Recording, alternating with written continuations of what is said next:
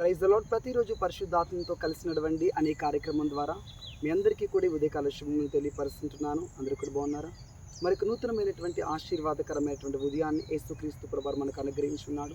ఇందును బట్టి ఆయన పరిశుద్ధమైన నామానికి మహిమ ఘనత ప్రభావములు కలుగును గాక. ఈరోజు పరిశుద్ధ ఆత్మదేవునితో మాట్లాడుతున్నాడు. జకర్యా గ్రంథము 9వ అధ్యాయము 16వ వచనం. కాపరి తన మందను రక్షించినట్లు వారి దేవుడైన యెహోవా వారిని రక్షించును.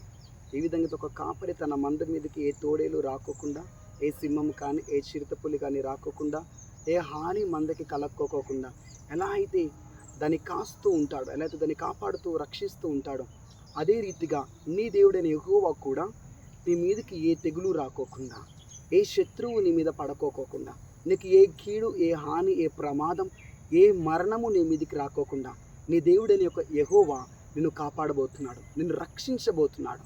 కాపరి తన మంద పట్ల ఎంత ప్రేమ కలిగి ఉంటాడో, ఎంత కనికరమ కలిగి ఉంటాడో, ఎంత జాగ్రత్త కలిగి ఉంటాడో, నీ విషయమై, నీ కుటుంబం విషయమై, నీ భర్త, నీ పిల్లల విషయమై కూడా దేవుడు అదే రీతిగా వాత్సల్యత చూపించి కనికరము, జాలి, దయ, ప్రేమ కలిగి ఆయన నీ కుటుంబాన్ని రక్షించబోతున్నాడు, ఆయన కాపాడబోతున్నాడు. భయపడకండి.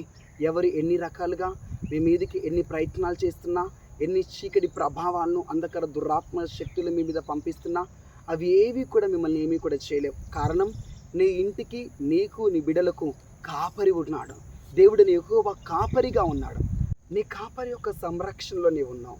నీ కాపరి యొక్క భద్రతలో నీవు ఉన్నావు. నీ కాపరి యొక్క కందృష్టి నీ మీదనే ఉన్నది. ఆయన నీ మీద ఏ శత్రువు చేయి కూడా, ఏ శత్రువు యొక్క హస్తము కూడా, దృష్టి కూడా నీ మీద పడుకోకుండా నిన్ను కంటి రెప్పవలే కాపాడబోతున్నాడు. నిశ్చయముగా నీ కాపరి నిన్ను క్షేమకరమైన స్థలంలోనే ఉంచబోతున్నాడు. పచ్చిక గల చోట్లనే ఉంచబోతున్నాడు. దీవెనలు నీపై కుమ్మరించబోతున్నాడు. నిన్ను తైలముతో అభిషేకించబోతున్నాడు. నీ వెనకాల కృపాక్షములు వచ్చే విధంగా ఆయన చేయబోతున్నాడు. నీకు కాపరి ఉన్నాడు. నీ ఇంటికి కాపరి ఉన్నాడు. మందను కాపరి కాపాడినట్లుగా ఆయన నీ ఇంటిని కాపాడబోతున్నాడు. నేను మీ కొరకు ప్రార్థిస్తున్న కళ్ళు మూసుకుంటారా? యేసుక్రీస్తు ప్రభువా, మీకు వందనములయ్యా. కాపరి లేని గొర్రెలైతే శత్రు యొక్క ఉచ్చులో పడిపోతాయి, వలలో చిక్కుకుపోతాయి, నశించిపోతాయి. కానీ కాపరి మందను కాపాడినప్పుడు ఆ మంద, ఆ పశువులు ఎంతో సురక్షితంగా ఉంటాయి, ఎంతో క్షేమముగా ఉంటాయి. అవును ప్రభువా, కాపరివైన నీవు మాకు లేకపోతే మేము నశించిపోతాం. అయా, నీ బిడ్డల కుటుంబాలకు, నీ బిడ్డలకు కాపరిగా మీరు ఉంటాని వాగ్దానం చేసినందుకు వందనములు. వారిని రక్షిస్తాని వాగ్దానం చేసినందుకు స్తోత్రములు.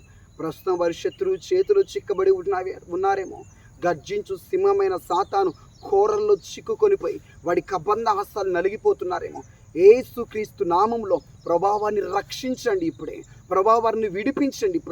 ఇప్పుడే వారి జీవితంలో క్షేమమును చూచుదురుగాక, నెమ్మదిని చూచుదురుగాక, పచ్చగల చోట్ల, సమృద్ధి గల చోటికి వారు నడిపించబడుదురుగాక, దీవెనకరమైన స్థలంలోకి వారు నడిపించబడుదురుగాక, వారు అభిషేకింపబడుదురుగాక. నీ బిడ్డల చుట్టూ కూడా మీ కంచెలు వేయండి నాయన, కాపుదల దయచేయండి, రక్షించమని ప్రార్థిస్తున్నాను. ఏ కీడును మీరు చూడకుందురుగాక, ఏ హాని, ఏ ప్రమాదమును మీరు చూడకుందురుగాక. కాపరివైన దేవా, నిత్యముగా నీ బిడ్డలు క్షేమకరమైన మార్గములో, మంచి మార్గములో మీరు నడిపించి, దీవించి, ఆశీర్వదించమని, వారి కుటుంబమును, వారి బిడ్డలను, అయ్యా, వారికి కలిగిన ప్రతి దాన్ని మీరు రక్షించండి, కాపాడండి, బ్లెస్ చేయమని అడుగుతున్నాను. యేసుక్రీస్తు నామంలో ఈ దినమంతా కూడా వారి కాపుదల, క్షేమము, నెమ్మది, ఆరోగ్యం అనుగ్రహింపబడునుగా. కానీ యేసు నామంలో ప్రార్థిస్తుంటున్నాం తండ్రి, ఆమేన్. Praise the lord. నీ కాపరి నిన్ను చాలా భద్రంగా తన రొమ్మునకు హత్తుకొని చాలా క్షేమంగా, భద్రంగా నిన్ను కాపాడబోతున్నాడు. Praise the lord.